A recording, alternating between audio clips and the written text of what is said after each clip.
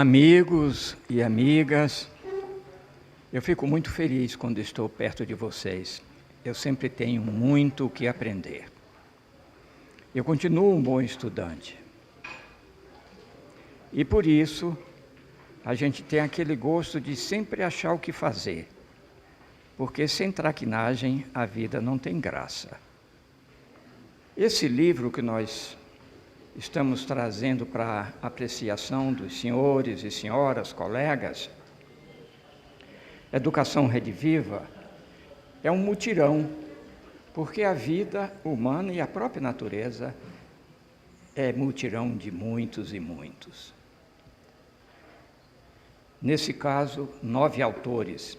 Estão aqui 4 deles. Menciono Antônio Vital, que escreveu a introdução. Antônio Vital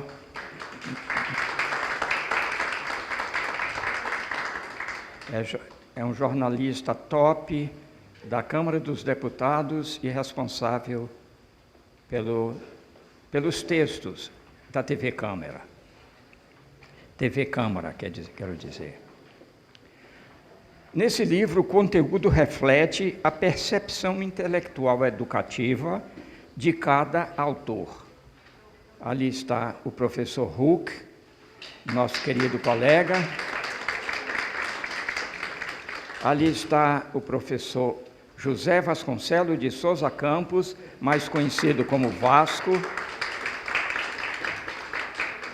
E a nossa querida professora Gabriela Bevilacqua, a jovem professora.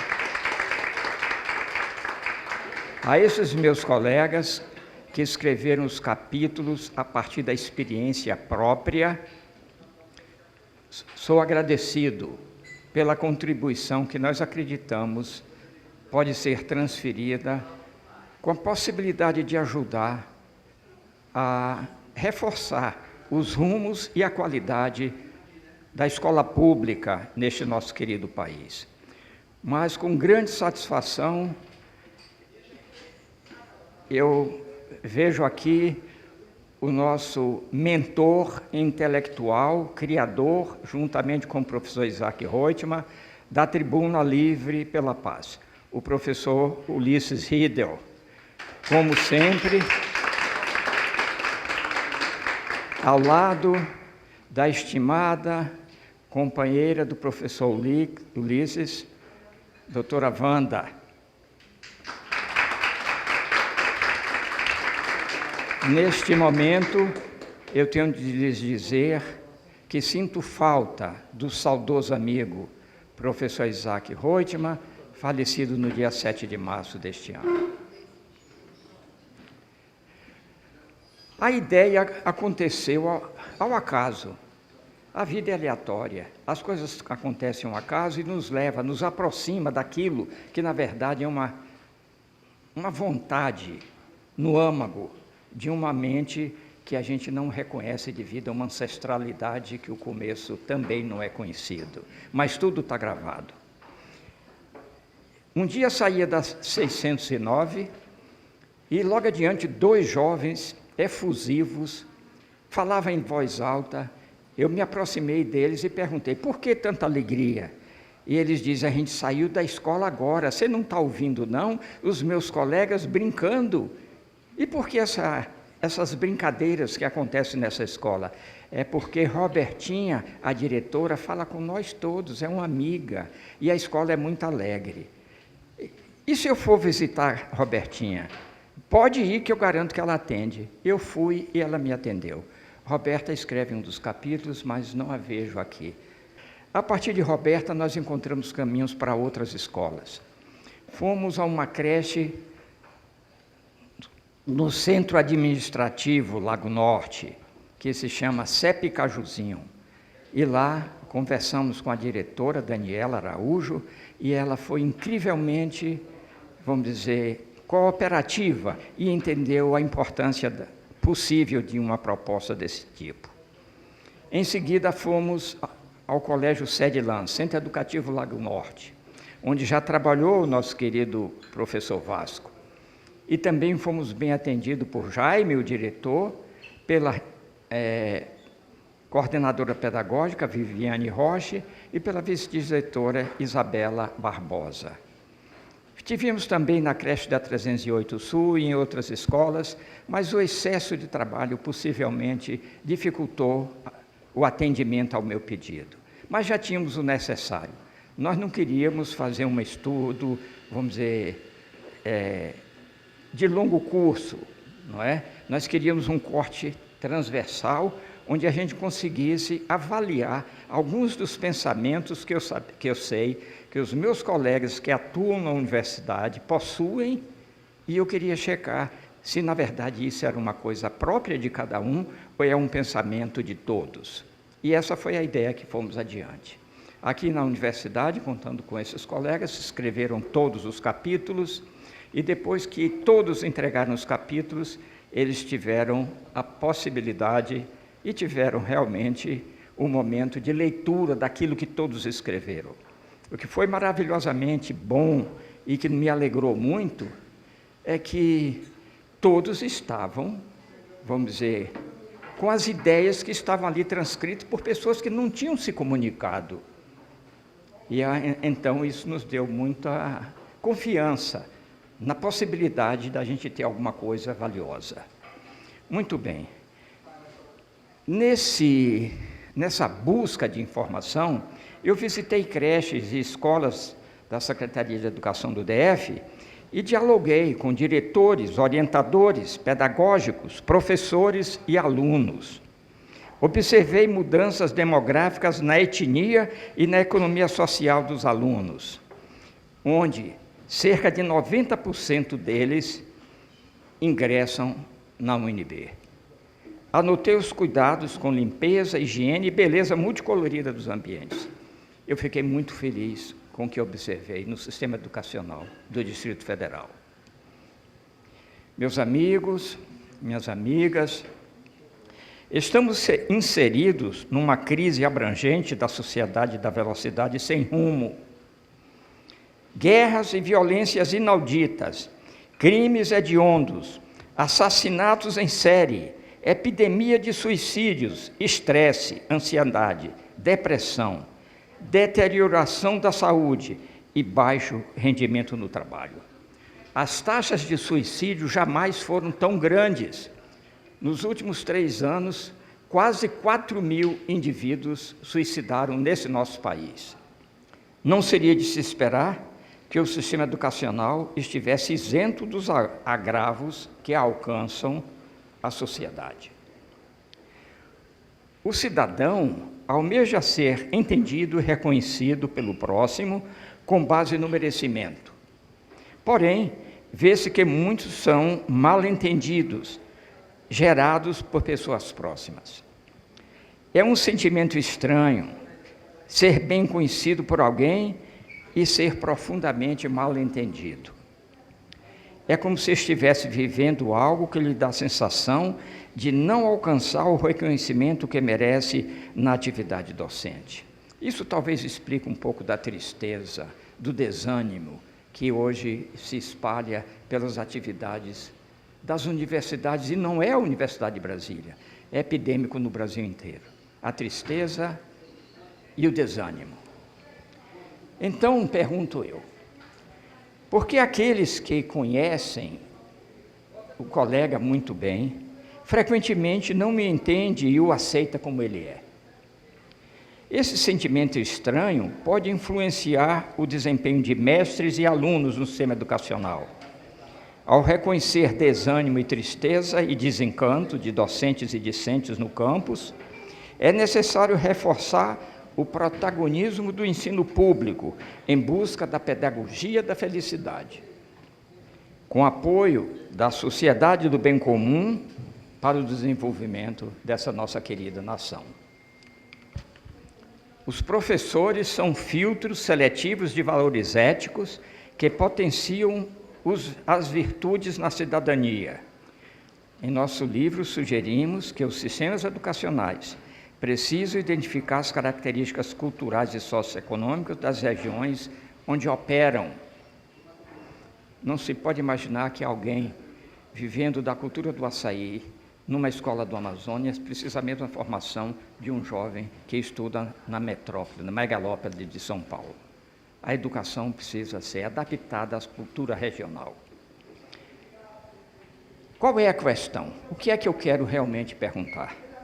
Como potenciar e aprimorar a educação não coercitiva dos jovens com preservação da autoestima e da liberdade íntima? Essa que é a questão. Qual é a motivação do trabalho? Em certa parte já foi dita na introdução, porque essa motivação é um trabalho coletivo associado com educação e saúde. Porque sem educação não tem saúde, e sem ter saúde não há cidadania. Esses são os bens da dignidade e da cidadania, que são os fundamentos da democracia. Essa é a grande motivação de nosso livro. E por isso trabalhamos na CED e na UNB, é a nossa amostragem. E o diagnóstico? Anomia, tristeza e desânimo do sistema educacional. Um perfil de sociedade fragmentada. Aqui estão os aspectos físicos de 3 escolas do DF, a aparência de estudo. O que foi que eu encontrei nas escolas da Secretaria de Educação do DF?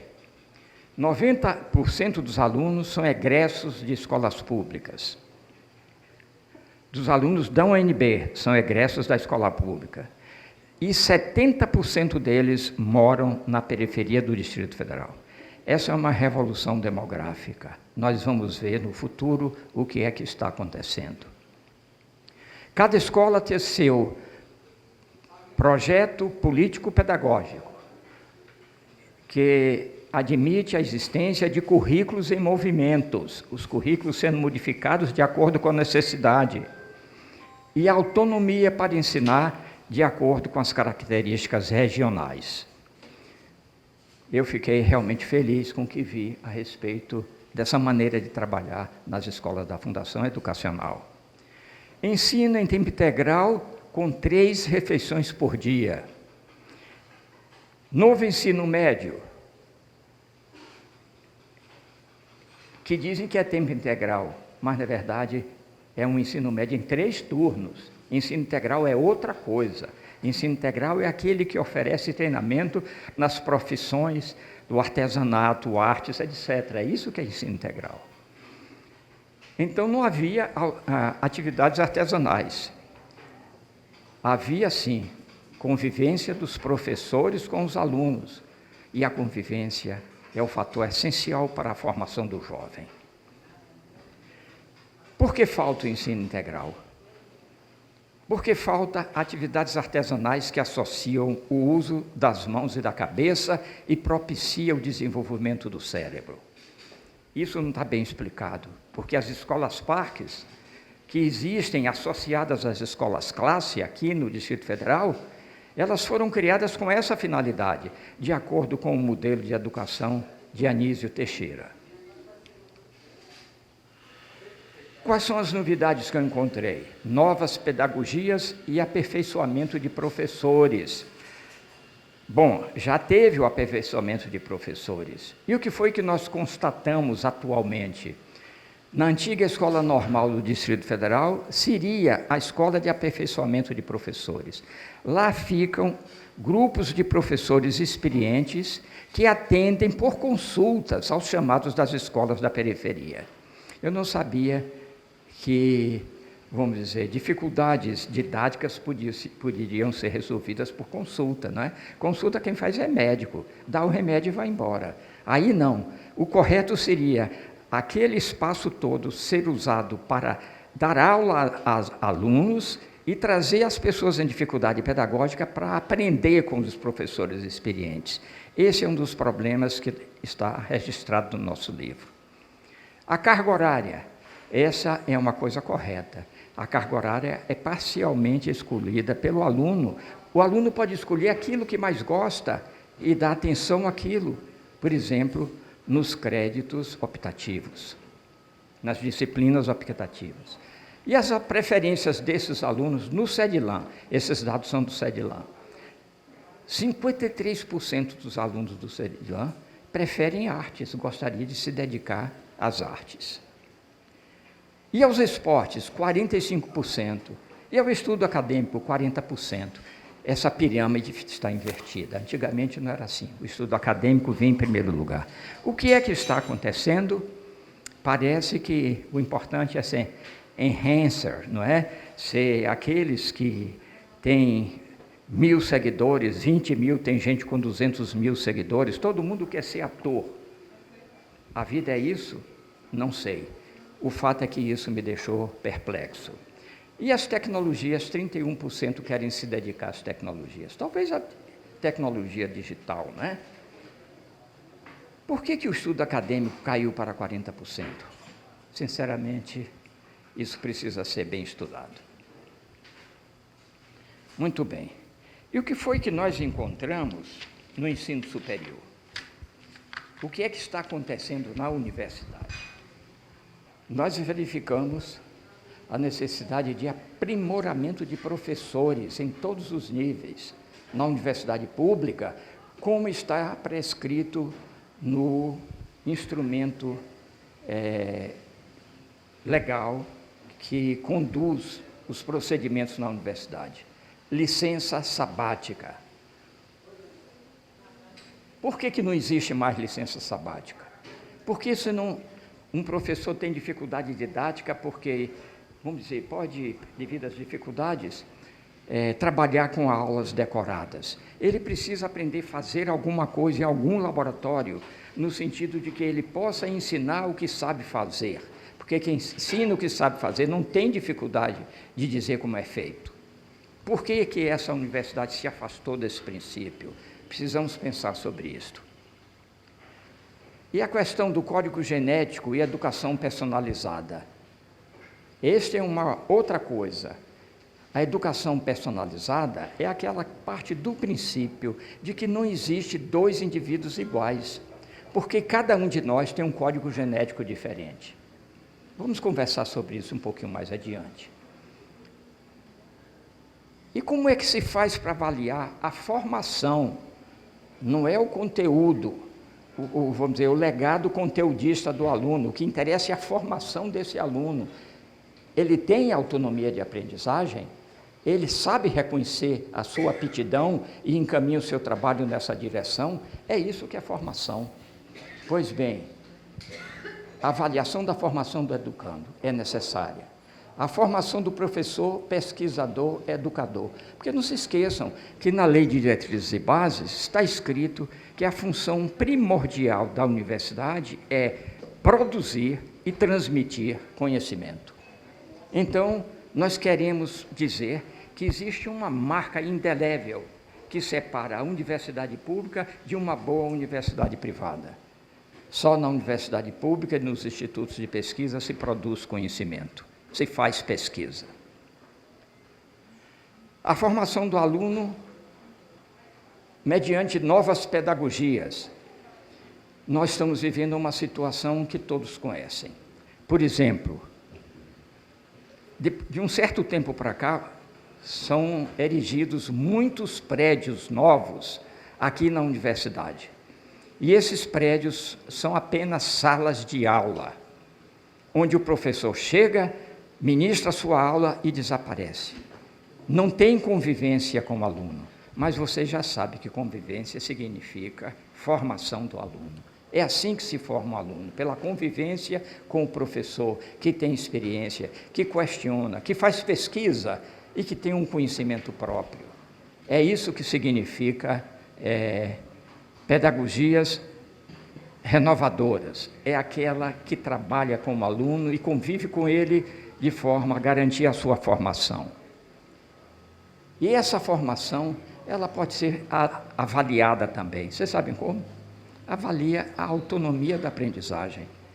Porque quem aprende com autonomia vai aprender a vida inteira. Enquanto que aqueles que decoram no sistema de aprender para fazer prova, esses indivíduos esquecem uma semana depois, quando demora muito. Aquele que aprende com liberdade, com autonomia, esse vai continuar aprendendo a vida inteira. Esse é o profissional que a universidade pública deve zelar, cuidar e formar. Aqui é só para mostrar a vocês rapidamente que o nosso código genético está impresso no DNA. Essa é uma fotografia ao microscópio eletrônico com mais de 10 mil aumentos. E vocês veem esses pontinhos aqui, são os nucleotídeos. E aqui do lado não tem seta, mas essas setinhas vermelhas significam cromátides. Porque o genoma, o DNA, é uma metáfora que a gente pode usar para explicar uma locomotiva, onde as cromátides são os trilhos, o empacotamento da sequência de nucleotídeos são os vagões, que são unidos pelo eixo de carboidrato com uma carboxila.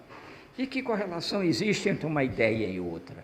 É que no vagão pode-se substituir os constituintes, por exemplo, com mutações, ou se pode tirar um vagão e acrescentar outro. O genoma está crescendo continuadamente, e isso se chama de evolução. Só para dizer a vocês, o ser mais primitivo, que tem capacidade de produzir energia para se reproduzir e alcançar o alimento para ter a energia, apareceu há 3 bilhões de anos atrás. Pois bem, essa bactéria, que eu não gosto de chamar bactéria, o correto é chamar micro-organismo, esse micro-organismo tem 1000 vezes menos DNA do que esse cabeçudo aqui, o professor Vasco, não é? Porque essa é a relação entre o DNA de uma bactéria e de um cérebro humano. Vamos lá. E aqui está aquilo que a gente vai sempre querer colocar de uma forma afetuosa, porque numa universidade, o conhecimento é aquilo que vem espontaneamente pela liberdade e pelo amor. Porque aquele que não sabe uma coisa, quando ganha esse conhecimento, a felicidade se encarrega de fazer uma pessoa feliz. Porque foi isso que eu senti ao longo da minha vida. Então vocês veem aqui que os macacos são os nossos primos mais próximos, iniciando lá com as bactérias e com a evolução, sempre do simples para o mais complexo, nós passamos por 5 reinos, até chegar à espécie com mais complexidade de organização, que é a espécie humana. Por que a biologia da evolução, então, não é ensinada sistematicamente nas escolas? Por que não se ensina? Eu queria dizer que Charles Darwin, que é autor dessa teoria, ele veio aqui ao Brasil na década de 1830, então ele tem no relatório dele passagens maravilhosas, mas não cabe aqui a gente falar disso. Ele afirmou que a evolução é sobrevivência do melhor adaptado ao meio ambiente. Evolução não é sobrevivência do mais forte. Isso foi uma corruptela que deu ao direito de mais forte destruir tudo que estava para trás, porque ele era mais forte. Não é isso. A evolução é a sobrevivência do melhor adaptado, aquele que continua a vicejar, se reproduzir e evoluir para espécies mais organizadas. Bora adiante. Essa biologia da evolução, baseada no código genético, nos ensina alguma coisa muito importante. Primeiro, ninguém é igual. O que é igual? O que deve ser igual? As oportunidades. Igualdade de oportunidade é o princípio fundamental da democracia. Educação qualificada ensina a pensar com liberdade, ou seja, uma coisa nova só pode surgir depois que for descoberta por uma mente privilegiada, não é? Mas para apresentar essa coisa nova à sociedade, é necessário ter coragem e ter a honestidade de não abrir mão daquilo que viu e acha e pensa que é o que é certo. E isso pode ser transferido para a sociedade. Marie Curie dizia: a ciência não deve ser temida, mas entendida. A herança genética é aquela hereditariedade de pai e mãe que sustenta a diversidade e sugere a necessidade de atualização da pedagogia do ensino-aprendizagem. É um ensino que pode ser customizado, não é? Mas como costume em inglês significa cliente, é melhor a gente usar outra palavra. É uma pedagogia individualizada. Porque, sendo nós todos diferentes, você, professor, gosta de uma vida maravilhosa que já ouvi você proferir aqui. Já você tem uma vida diferente, pode ser diferente. E a professora Naí é dedicada ao ensino. Então, as mesmas coisas interessam igualmente aos três, quando são todos diferentes. É necessário que um professor tenha a sensibilidade de falar com você aquilo que lhe comove, também ao senhor monge e também à professora Naí. É assim que a educação poderia evoluir. E o que é que se faz? Passa a régua, não é? Ensina o decoreba e depois cobra quantitativamente. E o aluno tem de sofrer para responder as perguntas se quiser passar. Ou seja, ensino coercitivo é isto. E se tiver um ensino, esse ensino coercitivo de prova e a palmatória, eu quero a palmatória. Eu digo isso sempre, eu prefiro a palmatória, porque esse ensino de provas, de 4 provas por semana, como eu tenho visto com colegas aqui, eu já vi gente que come os dentes, range os dentes a noite inteira. O bruxismo é o início da ansiedade, do estresse, da tristeza e outras coisas piores que vêm adiante. Quais são as novas pedagogias? A gente vê tentativas com boa fé, não é? Com normas, leis, decretos, portarias, as regras, e nunca deu certo. Tudo continua no meio, sécula seculorum. Tudo continua como dizia o René Descartes. O conhecimento é um bolo, vamos repartir em fatias, e cada fatia é uma disciplina, cada um que se vire. Jamais haverá integração. Mas a gente pode fazer diferente, sim, sem desperdiçar aquilo que é útil, o conteúdo que é necessário para todos. A gente pode crescer por aposição. Quando uma pedagogia nova interessa, todos querem, e isso pode ser adicionado ao genoma da pessoa, acrescentado à cultura, pelo desejo da pessoa, porque a cultura que nós temos, ela é verdadeiramente indelével, não se apaga a cultura, e é por isso que existe nação, é por isso que a globalização jamais deu certo. A memória de nossos ancestrais fica impressa em sequências de DNA no código genético da cultura indelével. Nova pedagogia é aquela que pode ser incorporada por aposição. E isso pode ser feito sem pressa, porque não é fazer hoje para que amanhã todos estejam aplaudindo. Todos precisam ter a paciência de deixar cada um assimilar a seu modo e incorporar o que lhe aprouver. Sem liberdade, a educação é coercitiva. Educação e biodiversidade.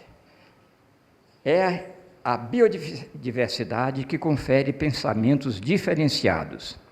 A educação segue a aptidão do aluno. Cabe ao professor explicar e repartir. Repartir também. Jamais decorar e esquecer. A alegria e a afetividade são percebidas pelo tom de voz. Um professor zangado, mal-humorado, transfere isso para o aluno. E o aluno, percebendo isso, ele se cala, ele fica com medo. Nós vivemos um momento difícil. As mais belas emoções ficam guardadas no código genético, impresso em 23 pares de cromossomas do genoma humano. Não vamos falar sobre conhecimento, só quero dizer a vocês que nesses últimos 20 anos já existem 800 genomas humanos completamente sequenciados. E o que se fala não é trololó fiado, o que se fala é baseado em conhecimento científico. Igualdade de oportunidades. O salto de qualidade socioeconômica e o progresso material foram alcançados em 3 gerações. Eu acho que da década de 60 a 70 para cá, menos de um século após o advento da escola pública. Somos todos diferentes e a biodiversidade é nossa maior riqueza. Afinal de contas, nós não temos complexo de vira-latas.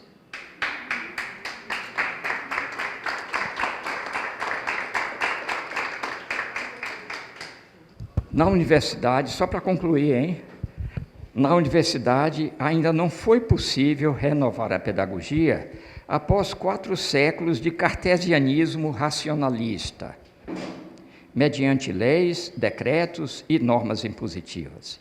Continua-se a transferir ao aluno a cultura da organização curricular de disciplinas como fatias de bolo. Sem integração interdisciplinar, há muito o que fazer pelo educando.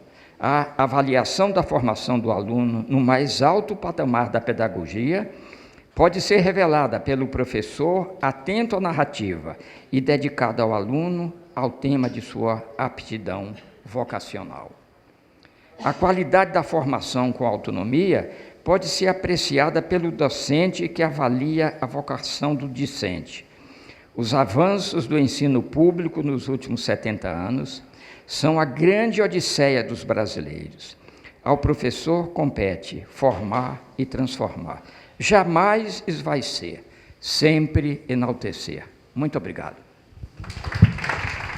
De colegas, a gente fala colega porque aqui praticamente só tem professor, então somos todos professores.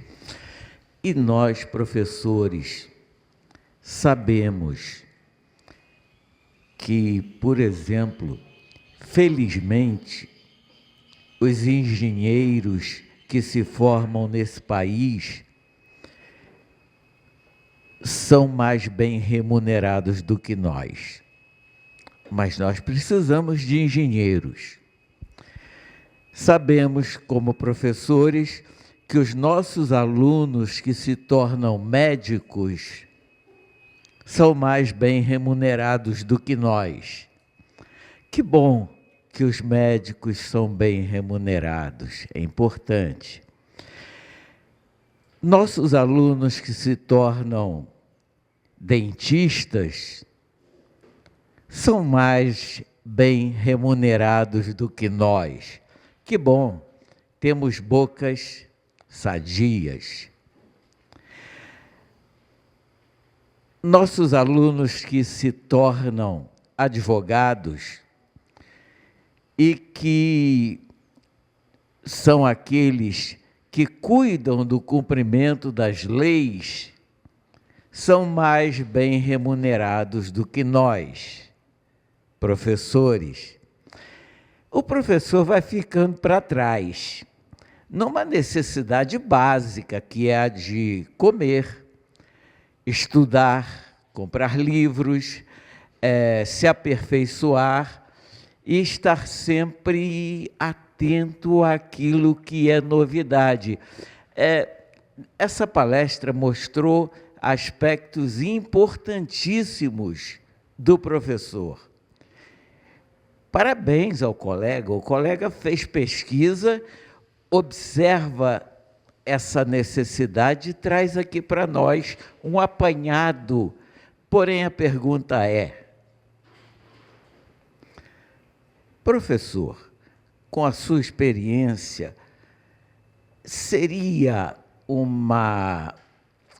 proposital, ou é só um acaso, que o professor seja aquele que é menos bem remunerado do que muitas vezes os alunos que ele forma? Por que o professor é tão mal remunerado comparativamente com outros profissionais igualmente úteis e importantes? Muito obrigado. Teixeira, eu não resisto aqui fazer uma retrospectiva histórica, porque acho que você não lembra disso, mas eu fui seu aluno. Eu vim fazer a nossa diferença de idade não é tão grande, né? Eu vim fazer, você deve ser uns 2 ou 3 anos mais velho do que eu, mas eu fui aluno dele. Eu vim fazer um curso de medicina tropical, eu tinha uma carreira, eu estava na carreira universitária, na Universidade Federal, primeiro na UFMG, depois na Federal de Uberlândia, e em 76 eu vim fazer um curso de medicina tropical aqui, quando essa disciplina tinha esse nome, né? Porque não tem mais, e é bom que não tenha, acho que não, o nosso problema não é tropical, né? É muito mais amplo do que isso. E eu fui aluno dele, e só para dar um depoimento que, se vocês imaginarem, esse camarada sem cabelo branco, um pouco mais magro e tudo, era a mesma coisa, um provocador, né? Um inquisidor, no melhor sentido da palavra, que transformava aquelas sessões anatomoclínicas capitaneadas pelo professor Aloysio Prata, que a maioria aqui não conhece, nós dois conhecemos, né, Teixeira? E ele e um outro companheiro dele, que virou também um senhor provocador, que é o Carlos Tosta, né? Faziam lá daquela sessão da Anatomia Clínica um verdadeiro, no bom sentido, um verdadeiro carnaval de perguntas, de inquisições, de trazer para aquela discussão que era sobre células, sobre enzimas, sobre molécula, trazer para aquela discussão a realidade social. Então, esse é o Teixeira que eu conheço, de 76 até agora, são 50 anos, né? Quase. Temos que reconhecer, né, a nossa idade, né, avançada, né? Bom, mas o que eu queria dizer é o seguinte, eu tive uma experiência escolar própria, né? Eu fui aluno também, eu estudei em escola pública, sempre, e tive 2 gerações de filhos que também estudaram a primeira geração em escola pública, a segunda, que é 20 anos mais nova, aliás, mais 40 anos mais nova, já em escola particular, né? Mas tinha uma característica interessante que eu observei nessas 2 gerações. O primeiro, os mais velhos adoravam a escola. E havia lá, era uma escola dentro da própria Universidade Federal de Uberlândia, uma escola pública, uma escola, como se chamou antigamente, de aplicação, né?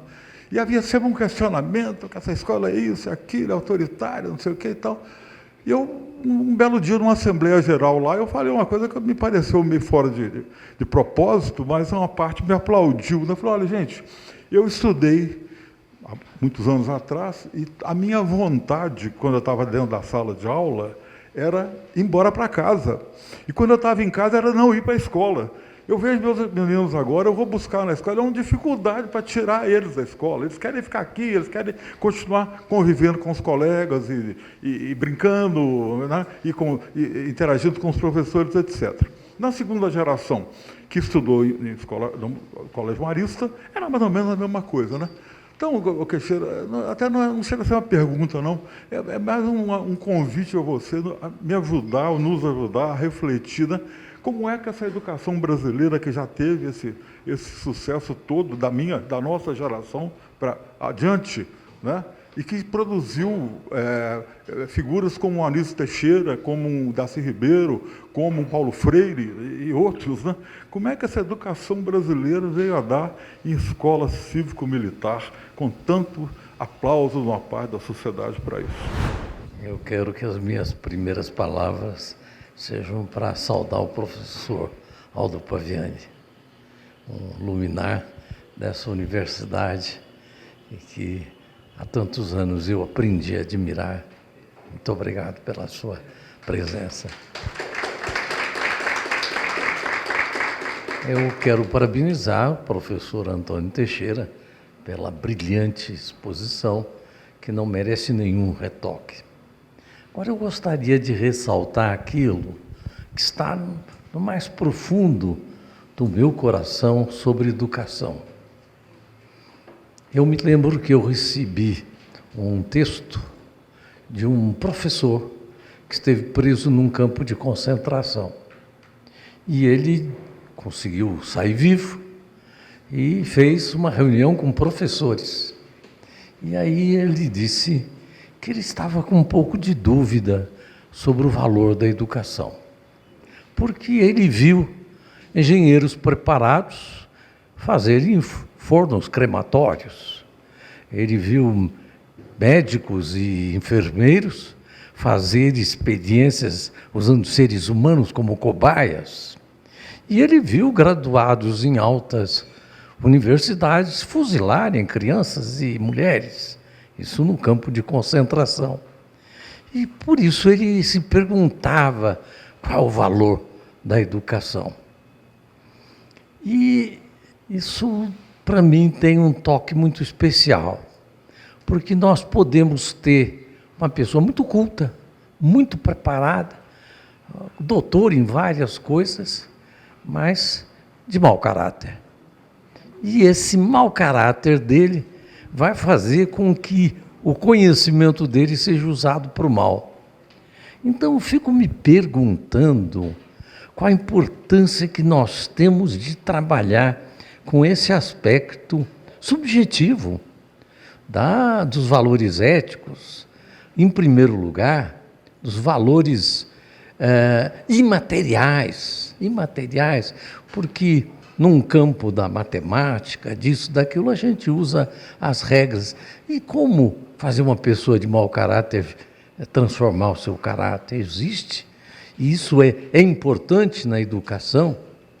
E aí me faz lembrar da minha mãe, que me dizia, eu sempre cito minha mãe porque ela era realmente fantástica. Ela dizia, é importante buscar o conhecimento, não apenas para se servir, mas para bem servir, para bem servir.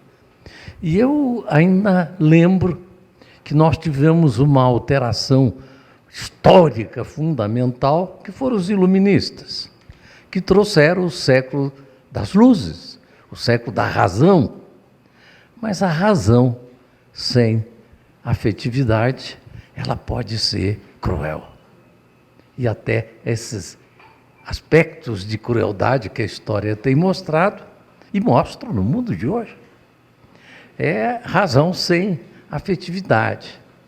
Então, dentro da União Planetária, nós criamos um movimento chamado Pedagogia das Virtudes, que é a pedagogia da sensibilidade, que é a pedagogia da afetividade. E eu, no meu coração, eu sinto que se lá no tempo dos iluministas eles criaram o século da razão, o século das luzes, nós precisamos hoje criar o século da sensibilidade, o século do afeto, o século do amor. Eu queria fazer uma pergunta eu lembrei muito, né, enquanto a fala do senhor, de alguns estudos durante a minha graduação de pedagogia. E eu lembrei de um estudo feito na Unicamp sobre o espaço escolar, né? A gente fala muito dos professores, que eles são, de fato, protagonistas dentro do processo de ensino-aprendizagem, mas o espaço também contribui muito para isso. Eu lembrei de um estudo feito pela Unicamp de quadras, né, da sala, da escola no geral. E aí eles fizeram uma cartografia do uso das quadras lá na cidade de Campinas. E aí foi mapeado, eles dividiram a cartografia entre meninos e meninas, e aí tem o desenho, né, bonitinho da cartografia, mas a gente verifica dos meninos zonas quentes ali da quadra, na área do goleiro, né, então, e a quadra sendo utilizada basicamente como futebol, né, porque a cultura do país é essa, mas na cartografia das meninas, as áreas quentes eram ao redor da quadra, e não dentro. E aí eu fiquei me perguntando se dentro do livro há algum estudo sobre o espaço de fato, né? Então, esse estudo da cartografia ele foi muito importante para, de fato, os professores pensarem como incluir as meninas de 12, 13 anos, que era essa faixa que foi fechada ali para estudo, como incluir essas atividades para que as meninas também fizessem a educação física, basicamente. E aí os professores desenvolveram alguns alongamentos para diminuir sintomas de cólica, que é o período ali, né, que começa, né, 12, 13 anos é quando tem a menarca, geralmente. Então, esse estudo de cartografia e do uso do espaço da escola serviu para, de fato, ser uma ferramenta para o professor pensar, nossa, vamos fazer yoga também, vamos fazer alguns alongamentos, amarelinha, outras atividades além do futebol, para que as meninas também participem da atividade escolar. E aí essa é a minha pergunta, se há dentro do livro algum estudo sobre os espaços escolares, aqui principalmente no Distrito Federal, que é uma área modelo, de fato, da educação pública aqui no país, né? Se há algum tipo de estudo. É isso, obrigada. Eu queria dizer, professor, o senhor me convidou para fazer um texto, eu fiz pensando numa coisa e depois eu vi o livro pronto, que o livro conta a história da minha vida. Uma coisa impressionante. Eu sou uma pessoa que veio lá de Caratinga, e lá em Caratinga, na escola primária, de repente, a professora deu um texto para a gente fazer, um tema para a gente fazer um texto, e todos os alunos fizeram o texto, eu também, e a professora, não sei porquê, disse que o meu texto tinha sido melhor. E eu gostei daquilo. Mas daí a pouco, vejam bem a questão do ser humano, da relação entre as pessoas. Os outros alunos não gostaram. Eu aí, sem saber como sair daquela situação desagradável, de ser distinguido, mas ser meio que odiado pela classe, em função do primeiro lugar, eu pedi à professora para, numa parede da escola, o Teixeira, colocar todos os inscritos. E todo mundo ficou satisfeito. E a professora falou, então, que eu criei ali um jornal mural. Jornal? Jornal. E aí eu vi uma coisa interessante, que eu gostei de redigir e gostei da palavra jornal. Daí a pouco eu me mudei para Governador Valadares. E chegando a Governador Valadares, eu vi um jornal, e eu vi uma palavra linda, redator-chefe. Eu falei, eu vou ser redator-chefe. E aí, por incrível que pareça, eu virei redator-chefe daquele jornal chamado O Olho, do Governador Valadares, porque eu me dediquei mais do que os outros. Daqui a pouco eu vim para Brasília. Em Brasília, eu vi uma coisa muito interessante que vai me obrigar, o professor Teixeira, por causa dessa experiência, que eu acho que é muito importante relatar, a tomar mais um tempo de vocês aqui, porque aí há uma concordância entre todos aqui. Cheguei em Brasília com 14, 15 anos. De repente, fui para a Cidade Livre, que era uma coisa esquisita, não era uma cidade. Brasília era uma maquete, como minha mãe propriamente identificou. Uma coisa estranha. Gente vindo de todos os lugares. E cadê a educação? Para unir essas pessoas, que eu acho que era o mais importante. De repente, Ulisses, estou lá eu, a única profissão que tinha ali para um cara de 14 anos era ser servente de pedreiro. E eu levei um susto com aquilo, né? Eu lá, já sendo jornalista e redator-chefe lá em Caratinga, em Governador Valadares, virei servente de pedreiro. E aí, gente, de repente, o meu chefe manda comprar alguma coisa, material de construção, numa loja, e eu fui lá e comprei. Aí eu vi uma coisa muito interessante, o Teixeira, uma máquina de datilografia. E pedi para tocar a datilografia, porque eu sabia datilografia muito bem. E me permitiram. E eu saí dali já com um emprego. Olha bem, nós estamos falando da formação de Brasília e da educação.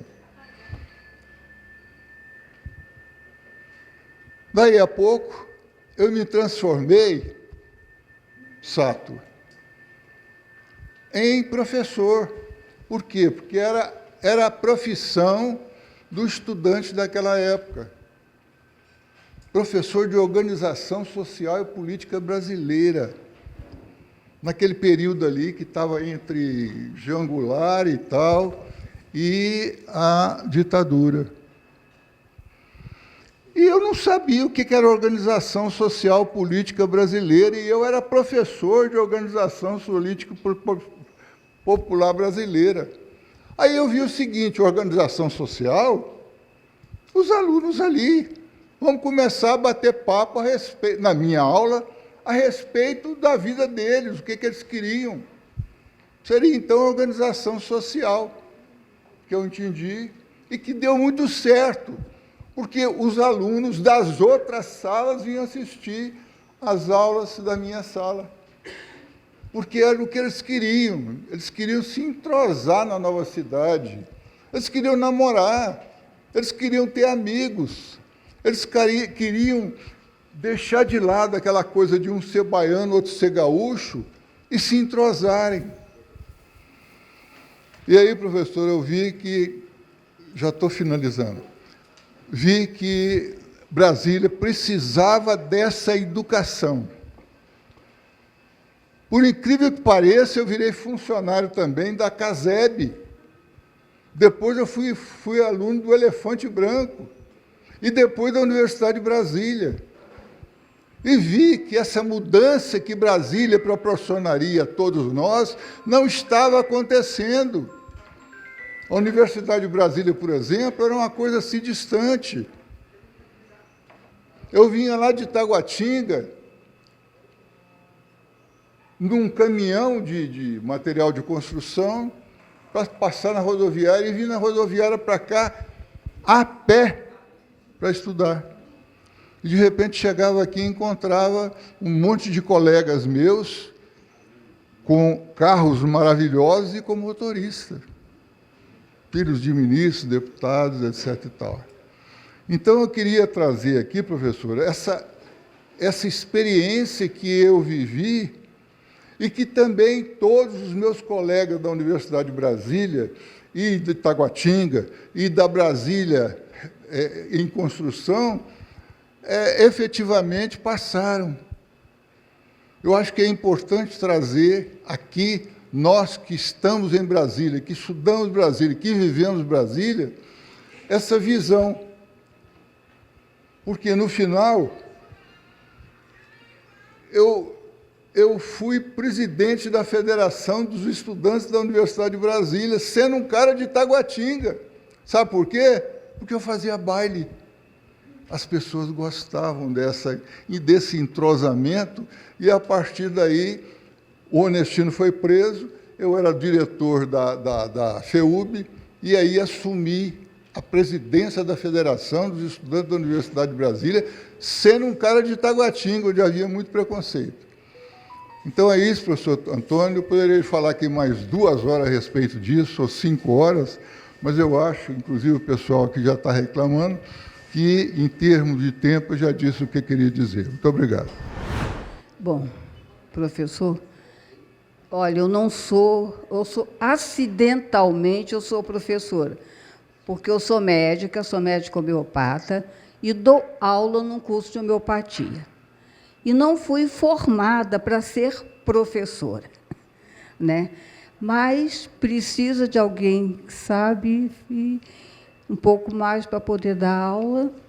Bom, mas a questão que eu gostaria de perguntar, até em consequência da pergunta que o senhor trouxe, é que tem, eu não sei o que o senhor pesquisa nesse sentido, em princípio, peço desculpa que eu cheguei até um pouco atrasada, mas,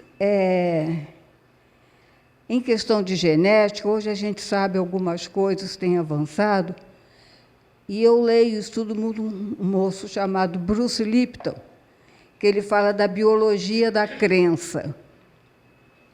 E eu estou falando isso porque, eu, como médica, eu recebo muitos professores, respeito muitos alunos, e recebo também muitos alunos doentes pela profissão, né? Professores muito adoecidos, tantos particulares, de escolas particulares, quanto de escolas públicas, principalmente escolas públicas.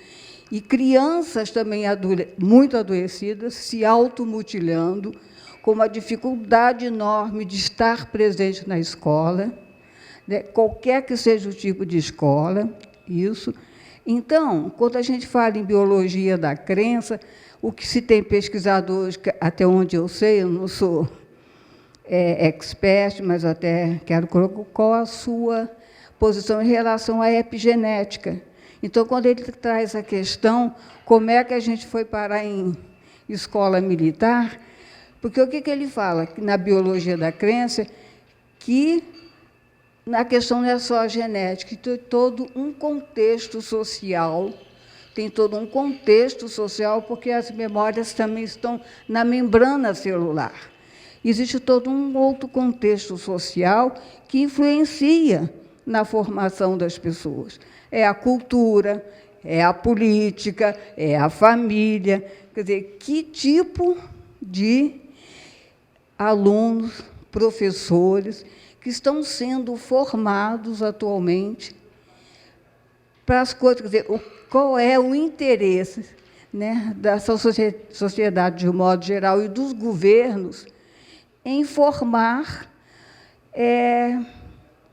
pessoas que não vou dizer nem que são descomprometidas, mas existe todo um processo que eu venho acompanhando também na área de saúde, que é extremamente adoecedor. Então, aí, o que resta é a escola cívico-militar para poder enquadrar cada vez mais as pessoas. Então, a minha pergunta em relação à questão da biologia, da epigenética, né? O quanto toda a sociedade está sendo contaminada pelo vírus do desinteresse social para a educação, de um modo geral. Então, não resisti, meu nome é Sol Udri, eu trabalho exatamente na região do Lago Norte e da Serrinha do Paranoá. Nós temos uma ONG que atua exatamente naquela região e nós trabalhamos exatamente com o CEDILAM. Em 2016, nós fizemos um questionário de 1.500 alunos do CEDILAM e para o que eles projetavam em relação ao território, de onde eles viviam. Nós quadriculamos o território inteiro, cada um levou a sua quadrícula da sua casa, do seu território, para dizer o que é que ele queria falar em relação ao meio ambiente, às águas e às atividades que tinha naquele território. Isso foi em 2016. Os professores e a direção da escola não assumiu depois. Nós tabulamos, trouxemos a resposta, não houve um engajamento dos professores e um compromisso dos professores com o território. Então, essa é uma questão que eu quero trazer.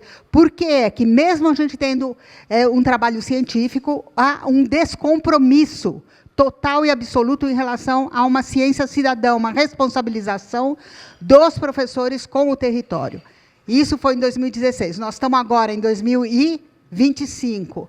Nós tivemos estamos com um trabalho lá, também no CEDILAM, um curso de formação para o cuidado com as águas, meia dúzia de professores.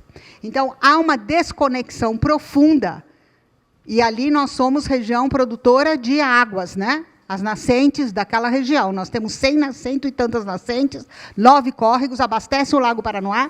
Então, há uma ligação profunda. As crianças e adolescentes moram no território e os professores têm uma desvinculação profunda com o território. Há uma alienação.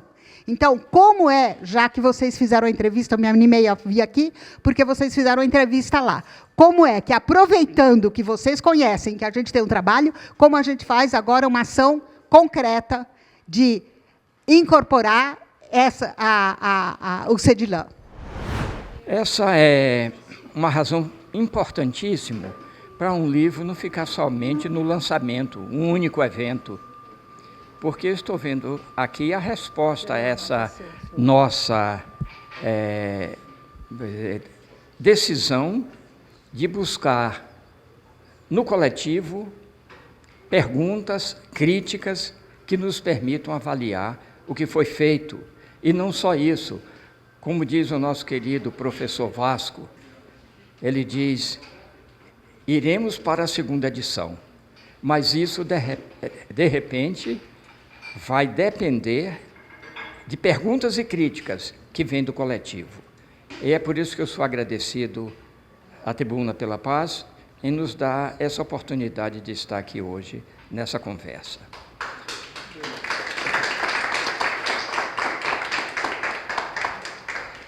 Paulo fala de um assunto delicadíssimo. Mas antes de responder a pergunta de Paulo, eu queria dizer que a leitura nos ajuda, de alguma forma, a sobreviver às intempéries. Essa é uma intempérie que nós vivemos, não é? E como nós sobrevivemos? Com a leitura, por exemplo, de um professor de ética da Universidade de Melbourne, o professor Clive Hamilton. Eu acho que eu já falei dele aqui antes, se não estou falando agora.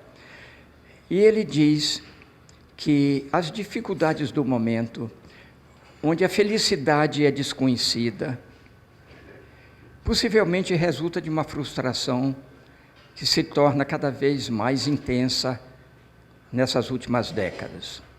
É que a riqueza e o poder não conferem a garantia da alegria. E não existindo alegria, ele pergunta: que valor tem a riqueza? As duas coisas precisam existir juntas, senão não há possibilidade do homem ser feliz. Então, o que eu quero dizer é o seguinte: não é a riqueza material que gera a alegria, o contentamento e o exercício profissional da forma mais dedicada possível, muito acima dos limites da obrigação, porque o professor dedicado sempre vai ultrapassar o limite do dever. Então, para dizer ao professor Paulo Nascentes que tudo o que ele fala é verdade, a remuneração é baixa, o salário muitas vezes tem de ser utilizado com toda a prudência, senão não paga as contas no fim do mês, ou senão o professor fica pendurado no cartão, o que aumenta as dificuldades e gera todo tipo de problema, inclusive desagregação das estruturas psíquicas. Precisamos realmente saber como poderemos, apesar de tudo isso, ter um exercício da profissão que vai além do limite do dever, onde um professor, ele precisa ser pesquisador, educador e formador. Essas 4 qualidades devem estar presentes num professor que ama a sua profissão. Na minha opinião, a mais bela das profissões. Como resolver isso, professor? Eu tenho a impressão que existem caminhos tortuosos como os que usamos até agora. Por exemplo, como eu já vi aqui, paralisar a universidade um ano inteiro. Eu acho que isso, para quem sabe que a educação é o caminho do combate à fome, eu acho isso insuportável. Insuportável. Não obstante, fui criador e assinei a ata de criação da DUMB. Como é que nós vamos resolver isso? Eu acho sem negar o valor de nossa profissão. À medida que a gente estabeleça aquilo que já está acontecendo, a educação como um valor social extraordinário, essa profissão um dia vai ser reconhecido. Camila pergunta: e qual a compreensão dos políticos para o valor da educação? Olha, eu acho que você tem razão. Por exemplo, até hoje, o ensino integral, uma proposta que vem de um grande educador americano, como é o nome dele, aquele? John Dewey, exatamente. Ele foi contemporâneo de Anísio. Anísio, quando foi para os Estados Unidos cuidar das minas de manganês do pai, desistiu de tudo para trabalhar com John Dewey e voltou para o Brasil com a questão do ensino integral, que já existia nos Estados Unidos. Por quê? Naquela época, e aí eu vou dizer nomes, me perdoem, principalmente liderado por Carlos Lacerda, da UDN, era corrente o dito de que o Brasil não tinha condições de sustentar um ensino integral. Tinha de cumprir as etapas prévias, e essas etapas prévias parece que nunca foram cumpridas. Por quê? Porque as escolas parque, desse imenso 840 escolas do Distrito Federal, não têm ensino integral, com os alunos trabalhando para exercício da mão, que motiva a inteligência. É lamentável, eu acho que eu respondi também a Camila e a Paulo. Agora, Flávio, você é um jovem, um menino. Eu sempre desconfiei disso. Mas, sem revelar a sua idade, eu quero dizer que eu vou completar 84 anos de idade.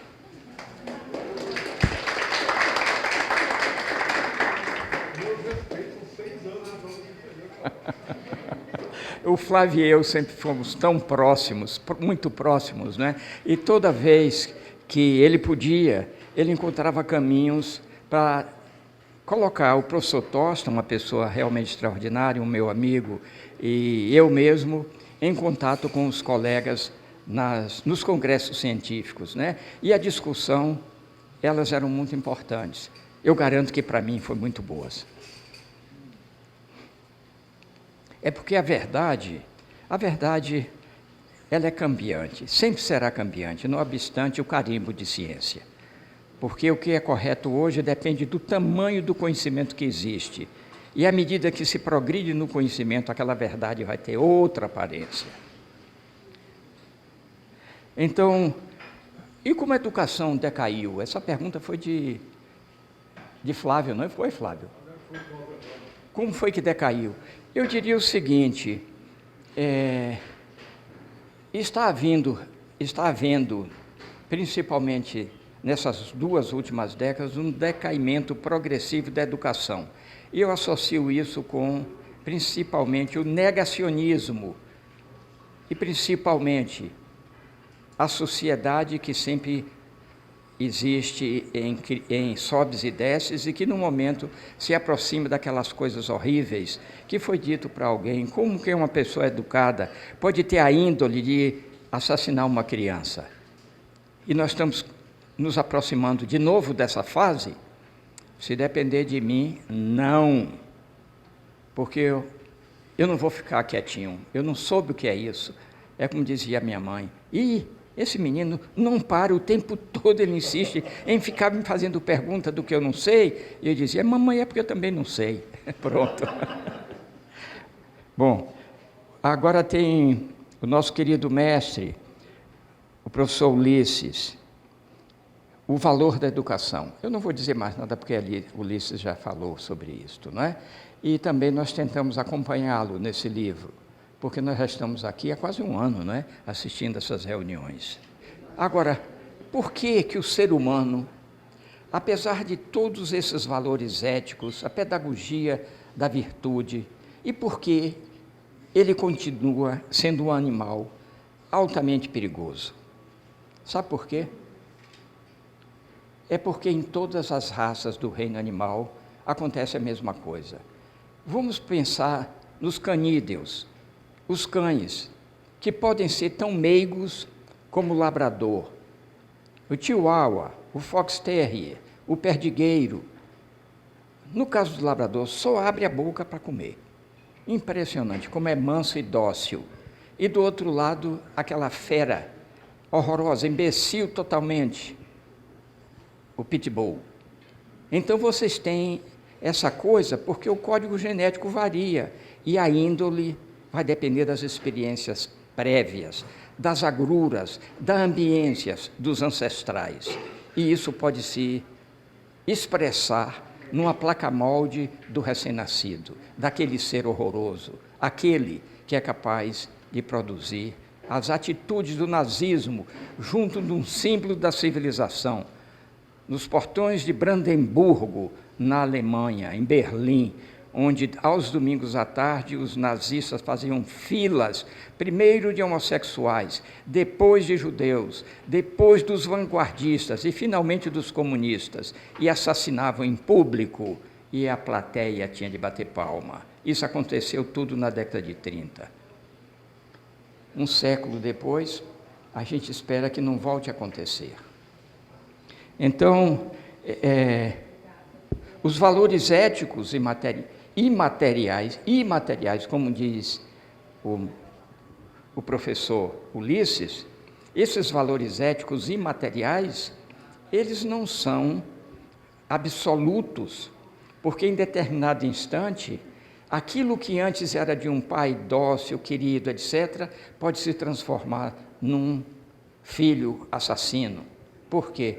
Porque existe um fenômeno da natureza que se chama de mutações, e modificando o genoma, você pode ter alterações que modificam o comportamento. Tudo isso pode ser explicado detalhadamente com exemplos de mutações, porque mutações é um dos caminhos onde a evolução das espécies continua acontecendo. E eu costumo dizer para as crianças, olha, quando o Brasil foi descoberto, os portugueses que chegaram aqui, quando eles tinham 1,60 m de altura, eram enormes. Hoje um jogador de basquete mede 2,20 m. E a altura das pessoas está continuadamente progredindo para mais. Isso se chama de evolução. E é claro que tudo isso também está acontecendo na questão da inteligência, porque a inteligência requer estimulação, aquilo que a gente fala, da ação do professor que convive com o aluno e não fecha a porta de sua sala, do seu laboratório, para que ninguém vá lhe pedir qualquer tipo de informação. E talvez esse seja um declínio momentâneo da universidade. Me desculpe se eu falo essas coisas, mas é como dizia minha mãe, né? Você fica falando coisas, não deve falar isso. Mas o que é que eu vou fazer? A gente nasce de um jeito e você não pode ser outro, senão aquele que está contido no próprio código genético. E é por isso que eu não sei falar de outro jeito. Me desculpem. O nosso querido diretor-presidente dessa casa, nós precisamos criar as condições para vivermos toda a humanidade no século do amor e da liberdade. Palmas para o Dr. Ulisses.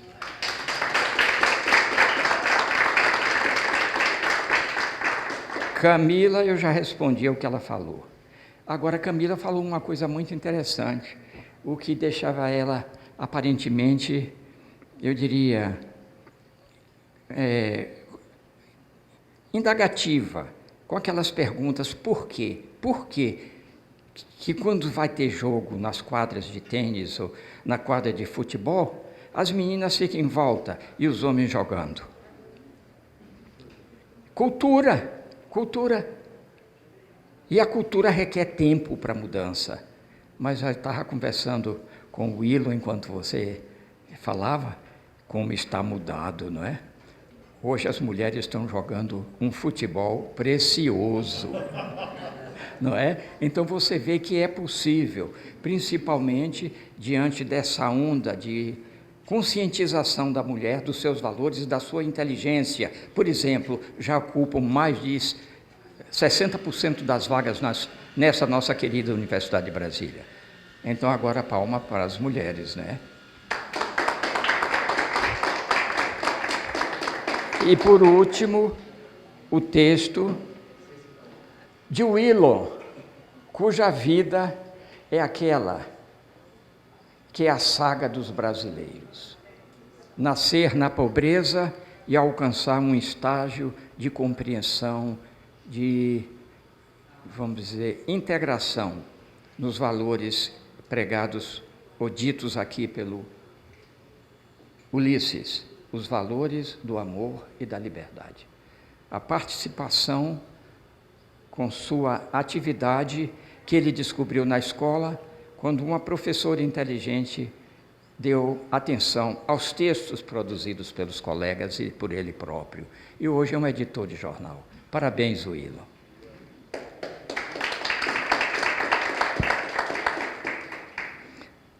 Ok.